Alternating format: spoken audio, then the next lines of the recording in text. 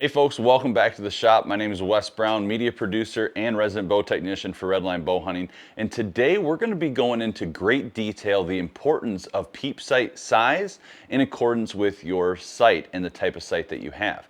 Now we're going to be going over a couple different scenarios and the importance of those things and how they all mesh into our entire setup. Now, 2022 season's done for me as far as archery goes. I got a couple things coming up here, but this is the time that we're going to make sure that our shortcomings from 2022 don't reoccur in 2023. And a lot of people keep asking, what peep size do you use? What should I use? And what's the importance of that? So we're going to dive into that today pretty deep. So let's just get right into it.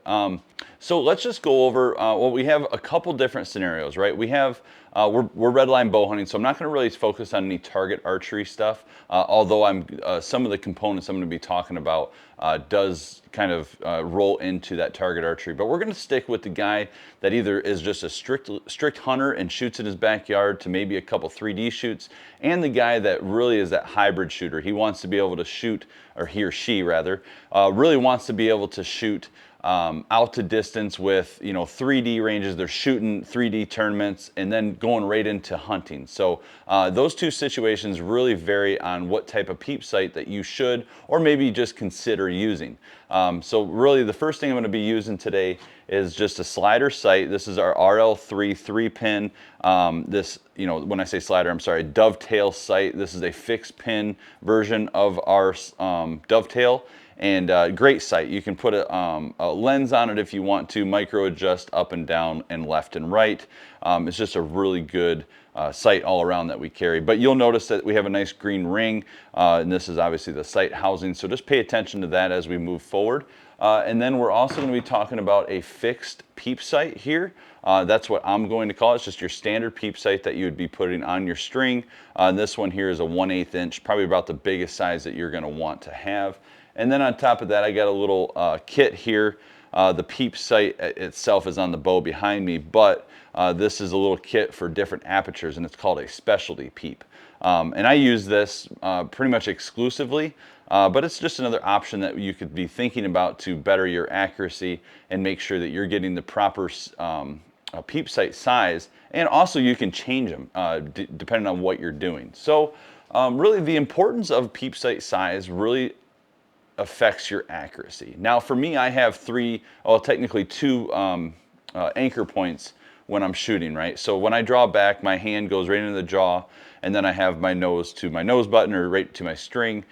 And then I like to consider my third anchor point lining up my peep with my sight housing. Now, if you're an archer and you have a peep sight on your bow, you understand what I'm saying, that you want to make sure that your peep sight fits perfectly around this sight housing. So generally both of which are always circle. Maybe you'll have like a flat line, but usually you're always going to have like a big green ring, a yellow ring, whatever color, and then you have your peep sight, which is obviously circular as well.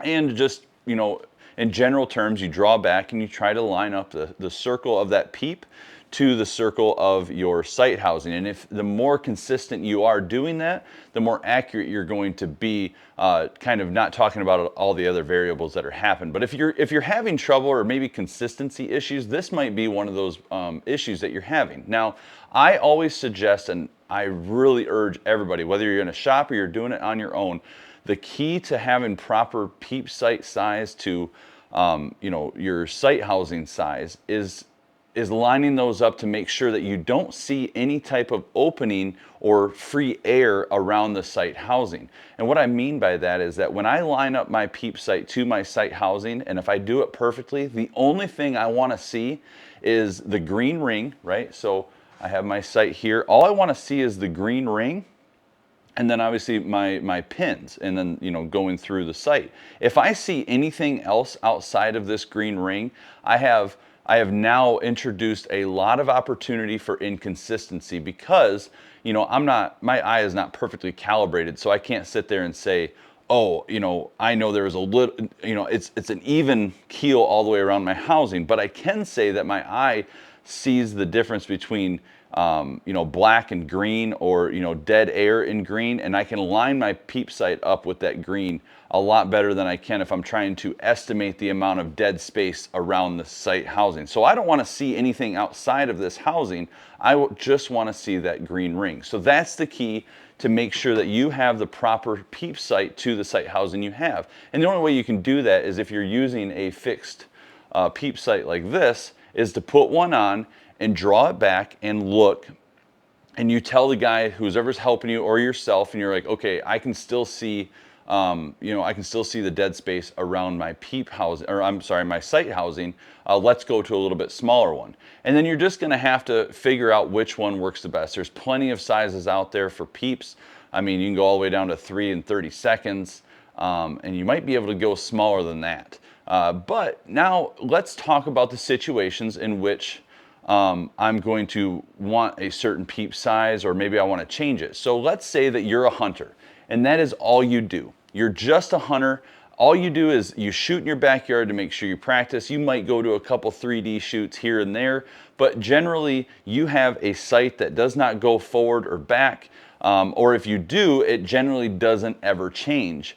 And then you're going to have a peep sight that you really don't have to change. You want to have one setup for your hunting, and that's it. So that means you want to have a big peep sight, and you want a decent size housing. The reason being is because the bigger those are, the more light that's going to be let in, which means that you're going to be able to see those pins and the deer or whatever you're shooting at in those low light conditions. So, let's face it, 75% of our shots are in those low light conditions. So that's pretty darn important. So in my opinion, if you're a hunter, let's go with a big peep sight and a big sight housing. Now that big peep sight might be too big for you. So just find the right size, but don't go into those really tiny sizes, because you really want to be able to see the animal that you're at. You're not trying to hit a $50 size 12 ring or an 11 ring. You're trying to hit an 8-inch circle on that deer to make a good ethical shot. So why not give us more opportunity at a shot with decent accuracy, instead of trying to pinhole ourselves into these spots where in low light we may not be able to see the animal. So there's a balance there, right? It's a process to see what works for you. But my suggestion, if you're just going to hunt, get the biggest peep sight that you can that fits your housing perfectly, because you don't change the distance from your sight housing to your bow. It stays generally in that same spot, and your main thing is to just hunt deer or whatever it is you're hunting. Now the flip side of that is your guy that really wants to be extremely accurate and competitive on that 3D range, along with being able to transition right into hunting season without really changing their entire setup. Maybe just like kind of fixing some yardages and things like that, and I'll get into that in a second. But let's go into that hybrid guy, right? So, or gal. I suggest that you put a specialty peep on. And what that is, it's a peep sight. And I mean, you really can't see it on my bow.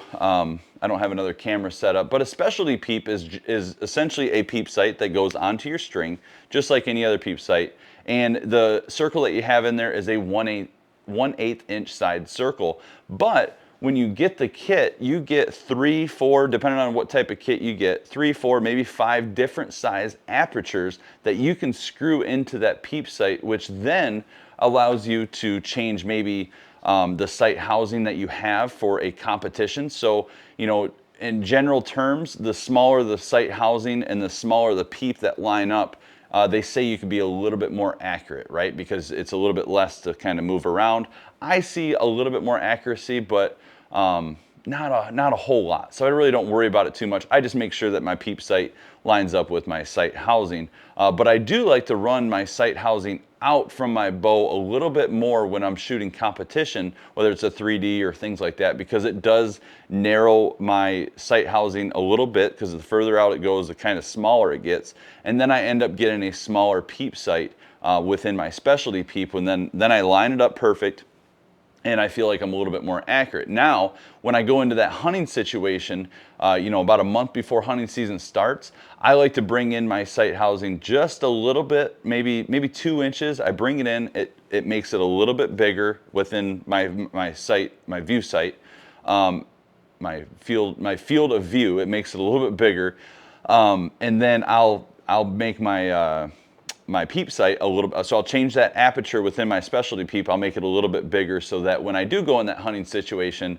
I can have a little bit more light coming in. But I do still miss a little bit of light coming in just because of the fact that, I mean, I'm still kind of running a small Peep sight. So again, it's that balance. So remember, make sure that when you are picking your Peep sight, is that when you look through at full draw and you look through your Peep sight, it is lining up perfectly with that sight housing. So if everything that I said was like way too much or it's way too confusing, at the end of the day, just make sure that your Peep sight lines up perfect with your sight housing, and I promise you, you're going to see that you're going to be a little more consistent. If everything else, you know, there's a lot more variables happening, but you'll find yourself a little bit more consistent and kind of a little bit more confident, because, you know, when that moment of truth comes down, we don't want to have to think about, oh, you know, is the dead space all even around the sight? No, I just know that when I pull back and I see the full green ring of my sight housing, I know that I can let loose once I settle my pin on my target,